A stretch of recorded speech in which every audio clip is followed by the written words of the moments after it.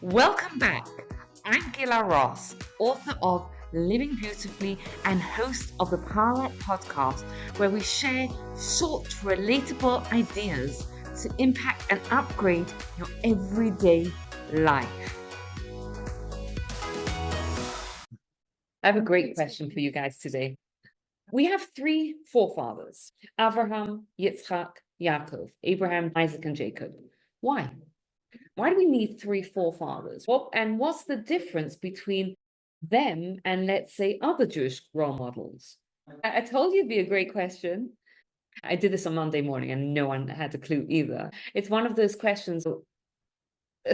I'll talk for myself. Like, I grew up with the Jewish education. I knew my whole life about Avraham, Yitzchak, and Yaakov.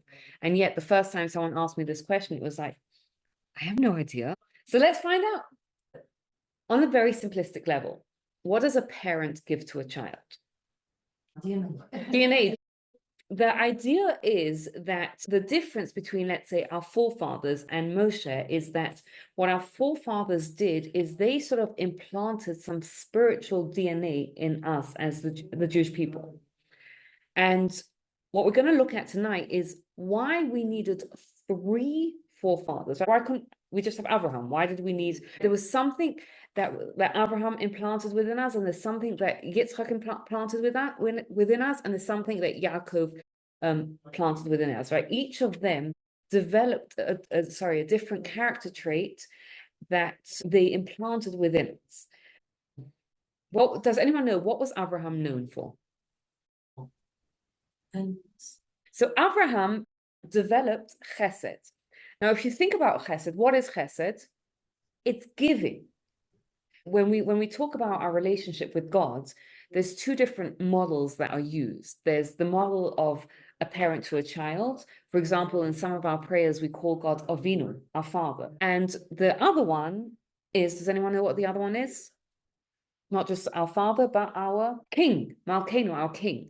So it's like two different models of a relationship, because the relationship that a parent has with a child is very different than the relationship a king has with his servant. And when you think about giving, it's much more of that like close relationship of a parent to a child, or that giving relationship of the child. Like, it's much more of that giving type of relationship. Now, what do we mean when we say that Avraham developed this and implanted it within our DNA? We have the potential to be kind. And we see this, for example, Israel is very often the first responders when there's a crisis in the world. It's because Jews have the potential for kindness, right? Avraham developed it and then passed it on in our spiritual DNA, right? Just like a parent passes on to a child physical DNA, Avraham passed on to us that. So that's what Avraham is chesed, kindness. Chesed, good or bad? It would be, for example, you are kind to, I don't know, alcoholic, and giving him alcohol. I guess the question is when you are giving, when you're enabling, is that effective? You're differentiating between, is it kind? Yes. Is it helpful? No. And I think what Alina's saying is that the drive to give can sometimes not be helpful. I think what we've highlighted here, which is a fascinating discussion, is that you think of kindness, you think it's good, and yet some it can be perverted. Yitzchak, does anyone know what was Isaac's story? The big pivotal moment of his life was when his father took him to sacrifice him.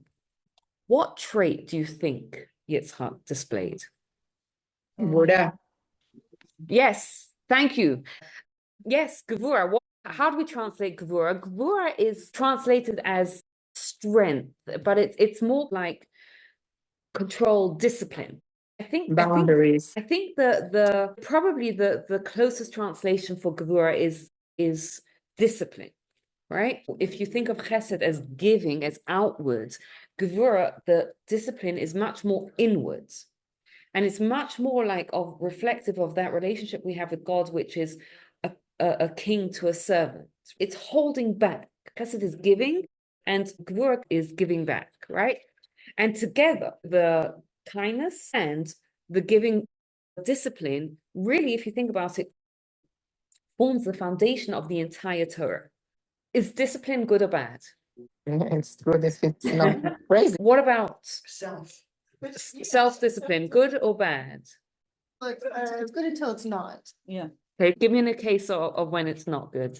When you're so disciplined that it becomes control and you're not flexible to an extreme of something like OCD, you lose the ability to be kind at that point because you're so focused on controlling the situation and keeping it within your box of discipline. Something like anorexia is so much discipline, but it could be dangerous. Discipline, we need it in our life. We have to have discipline in our life. And just like kindness, it can be perverted. What makes, let's say, kindness or discipline good or bad? If I'm being kind, what's the difference between the kindness that's helpful and kindness that's unhelpful? I'm trying to find the right word. Should be balance between kindness and discipline. So how do we get that balance? Beautiful. That's what we're here to talk about, achieving balance. So how do we get that balance? So I don't know, there's that fine line. Who determines the final? Let's try and bring it back to ourselves for a minute. I think this comes up in our life much more often than we think it does. I'll give you an example. Last week, one of my kids came home from school and I got an email from the teacher, he's got a detention. And he was so upset about it. And he was like, come pick me up from school tomorrow. Come pick me up from school tomorrow. I'm not going to school. Pick me up, whatever, crying. It was not fun, right?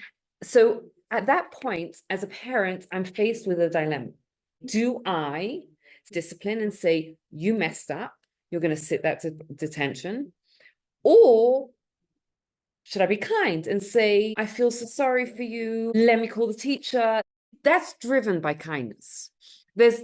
And I think all of us, every person, just like Avraham, his dominant character trait was kindness. Yitzchak's dominant character trait was discipline. And every one of us has a dominant character trait.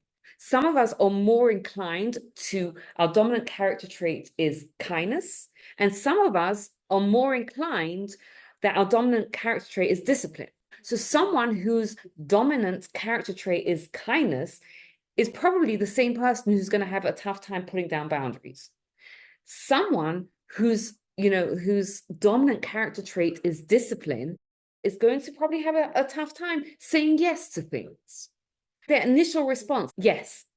Sometimes the initial response is no. And our initial response isn't always the correct response. So how do we know what's the correct response? I think it's part of it. I don't think it's all of it. In this, let's say, go back to my son. I think of your son as there's the short term and the long term. Short term, you want to show your love for him. So you want to pick him up and let him know, look, I love you and I don't want you to be in pain. So you're trying to ease his pain by getting him out of having to go through this difficult detention. At the same time, long term, you're being a kind mother because in the long term, he's going to learn that his actions have consequences. And if he doesn't learn that, he's going to run into a lot of trouble in the future, thinking he can just get away with whatever. I should insist he does it at detention. I don't know the teacher's personality. You don't know how often this, like, there's so many bits of information. So what is the correct thing to do? The correct thing to do is the appropriate thing at the appropriate time. When you're kind, when the situation needs kindness, that's a beautiful thing. When you're disciplined, when the situation deserves kindness, that's perverted. When you're disciplined, when what the person needs is kindness, that is perverted. What makes it helpful and not helpful is when it's the appropriate thing at the appropriate appropriate for what the situation demands. So can I give an example? Yeah. I'd like to know the opinion. Say there's somebody in the community that needs help for you to go run an errand for them. And you do it all the time for them. And they contact you and you really just don't want to do it then. So how do you handle that? What is the right thing? That's the appropriate thing for you, is having boundaries. It depends. There's so many variables that can change the answer. Is the person who's asking it capable of doing it themselves? Are you crippling them by constantly doing it? Are you saying no because you're in the danger of you might get burnt out? Or are you saying no because you're lazy? The situation takes into account everyone. It takes into account you, it takes into account the other person, it takes into account whoever else is going to be impacted by that. Does that kind of answer the question? Yes, but I feel like it does, but it doesn't, because I feel like there is no real answer at any time except what you're feeling at the time for the situation. I think that's the point. I think that you have to. Right. So you're raising a very good point, right? And I'm going to ask your question a little bit differently. This is a different discussion, which we can talk about. We can go into another time. Let's assume for this conversation that there is a right and there is a wrong in the world. Are we okay to all assume that there's right and there's wrong? So there is a right answer. So now my question is, how do I find the right answer? Which brings us to Yaakov. What was Yaakov's trait? Yaakov was known as Ish Emes, the man of truth. What is Emes? Emes is the search for what is the correct answer for his. And when you have the appropriate response at the appropriate time, that's a beautiful thing. That's balance. I'm going to share with you a story. There's a rabbi in Israel who had a yeshiva. His name is Rabbi Goldvich. And unfortunately, on one day, one of his students was killed, and there was a funeral for him. And on the same day, another one of his students was getting married. So you had on this day these two opposite ends of the spectrum happening, and you had these guys, all their friends, who on the same day had the funeral of a friend, and later on in that evening, the wedding of another friend. And these boys all went and they cried and they were heartbroken at their friend's funeral. Then a few hours later, they're at this wedding and they're dancing and they're partaking in the joy. And someone asked Rabbi Goldberg, how is it possible that these people are able to be so emotionally regulated that they can cry at the funeral in the morning and dance at the wedding in the afternoon? And Rabbi Goldberg said, this is part of what Torah teaches us, is that drive for truth. Is it appropriate to cry at a funeral? 100% it's appropriate to cry at a funeral. Is it appropriate to dance at a friend's wedding? Yeah. Yes, 100%. Is it difficult to do both on the same day? Yes, it is.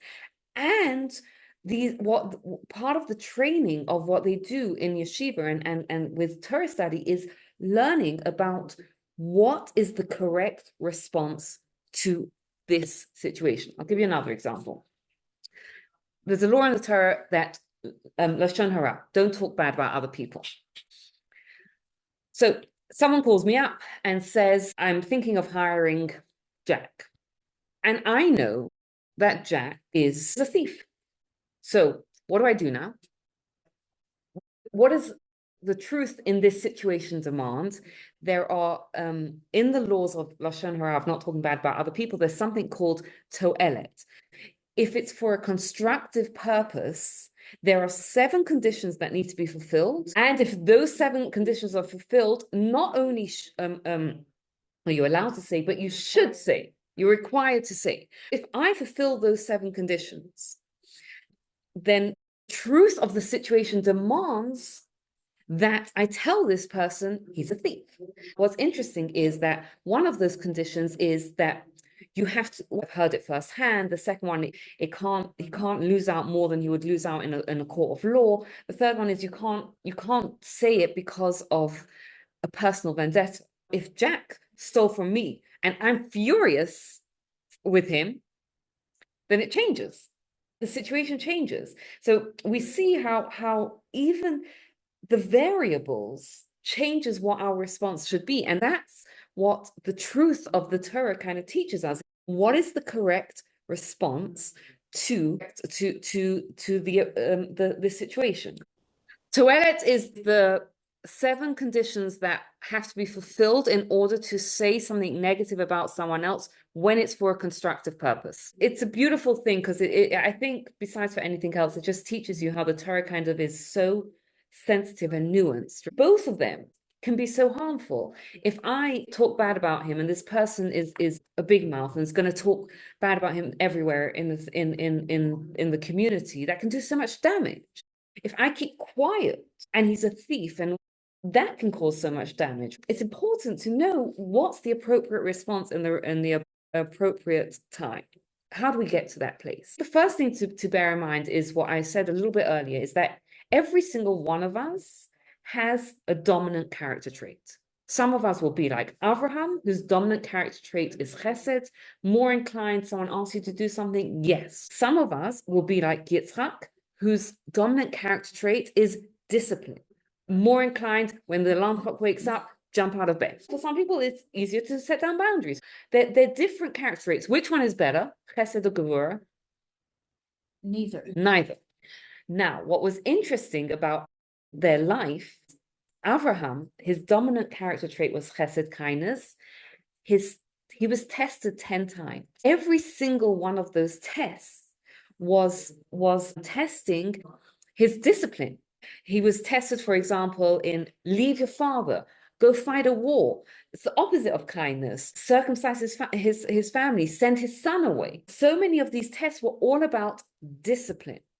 His dominant character trait was chesed, and he was tested in discipline. The same thing with Yitzchak. Yitzchak was, again, someone who was disciplined.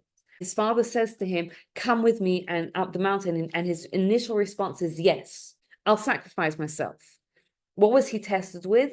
He was tested with having to build wells. What is a building of a well? It's the idea of giving to others. He was tested with chesed, with developing the other. Why do you think they were always tested in the opposite one? There's a concept in Judaism that Maaseh Avos Siman Labonim, which means that the stories that happen to our forefathers are the pattern that gets repeated. So this pattern that happened to our forefathers, that Avraham was dominant in chesed, and he was tested to develop the discipline, and Yitzchak the opposite, that his dominant character trait was discipline, then he was tested to develop the kindness, then the same thing is going to happen to all of us, which means that every single one of us has a dominant character trait, and life is continually going to test us in to develop the other one. We need to know when is the time to use chesed, when is the time to use discipline. And I want to point something else out as well. Externally, it can look the same. Right? You can't necessarily turn around about, it depends, if you know someone very well, you may be able to, but for the average person, you may not be able to tell what their dominant character trait is. Because if you look at Avraham's life, we see someone who used a lot of chesed and who used a lot of discipline, because he used the appropriate thing at the appropriate time. Yitzchak as well. We look at someone, we look at him, and we see someone who used the appropriate thing at the appropriate time. So externally, it may look the same, but the internal experience is very different. Because if you're someone who is naturally chesed, kindness, and you're called upon to be kind, what's it like for you? Easy, natural. It's our natural inclination. It's easy. What about if you're someone who's kind that's called upon to be disciplined? It's going to be hard. So it's the internal experience that's different. So then we have this pattern that we each have a dominant character trait, and we're going to get tested to develop the other one. Then comes Yaakov, and Yaakov develops within us this search, the drive for truth, the ability to act with balance, to do the appropriate thing, the right thing at the right time. And what's interesting is if you look at the pattern, you have Avraham, who has Yitzchak and Yishmael.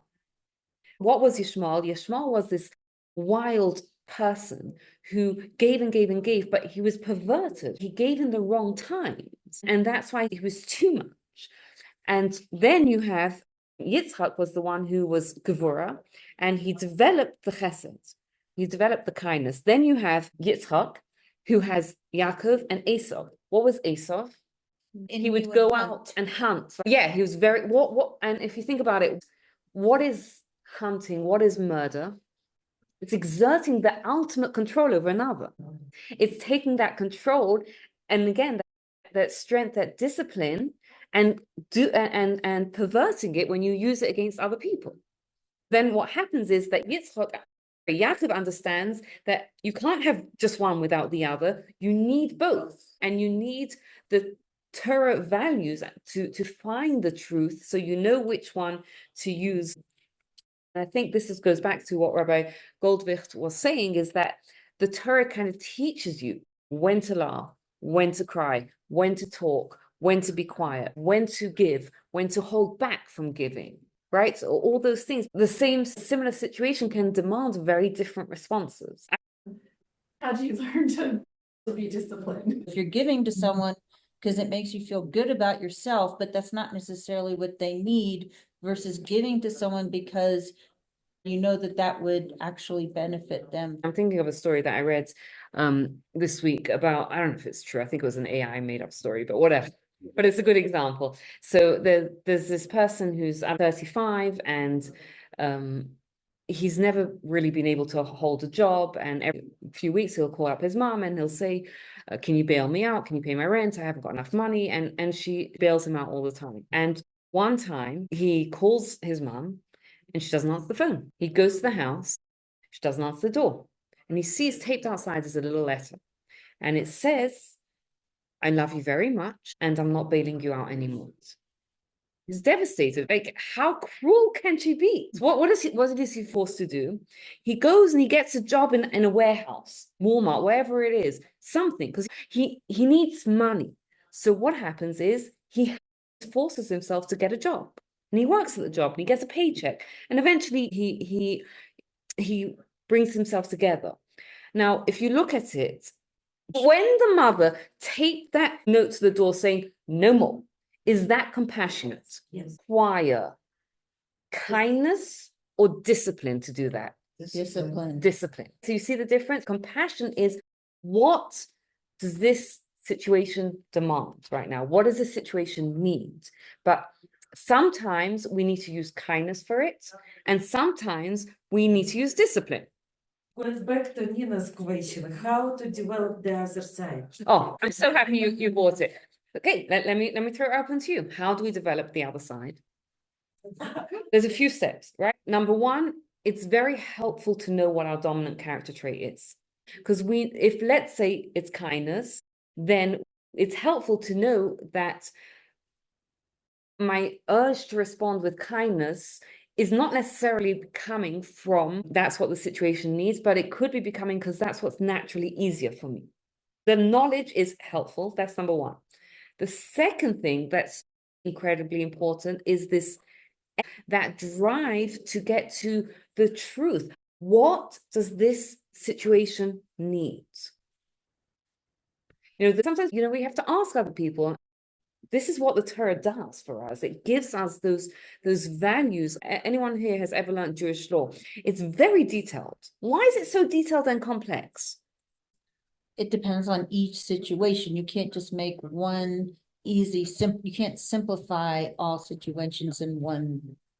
The thing of Jewish law is to find out what's the truth here.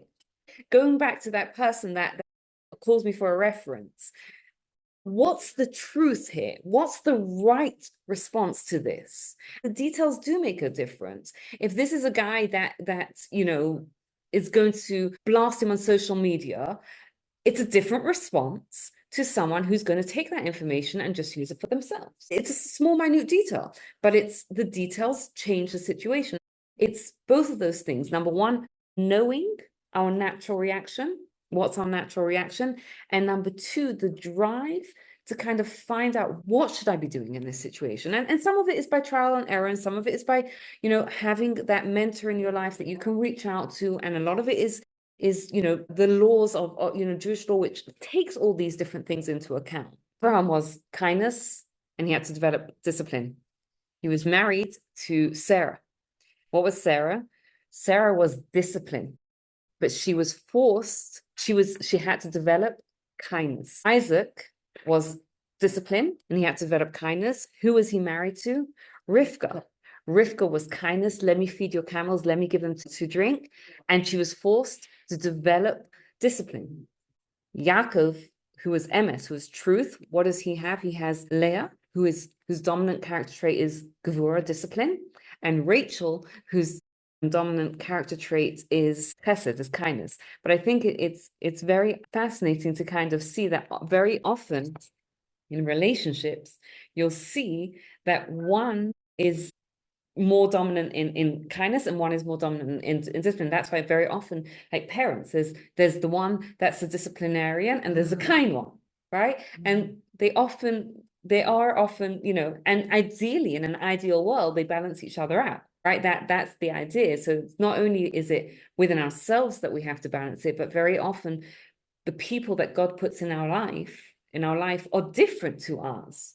And that's another opportunity. Yes, and that's another opportunity to start to get balance. So Yaakov is emes, but what is his? I'm just going to quickly wrap it up. Bringing it back to ourselves. Every single person is born naturally with a different propensity, some more towards kindness, some more towards discipline. Neither is better than the other. And what will happen is throughout life, we will be tested to develop the other one. And what's helpful is to know what's our natural reaction and recognize that we have to develop the other part of ourselves as well, and look for the truth. What does this situation need? Thank you so much for taking the time to listen. I'd love to hear your feedback, and if you enjoyed this episode, you'll love my book, Living Beautifully: How to Bring Meaning, Joy, and Love into Your Life, based on the timeless wisdom of Pirkei Avot. And please take a moment to rate, review, and subscribe to the podcast so you don't miss out. Have a wonderful day.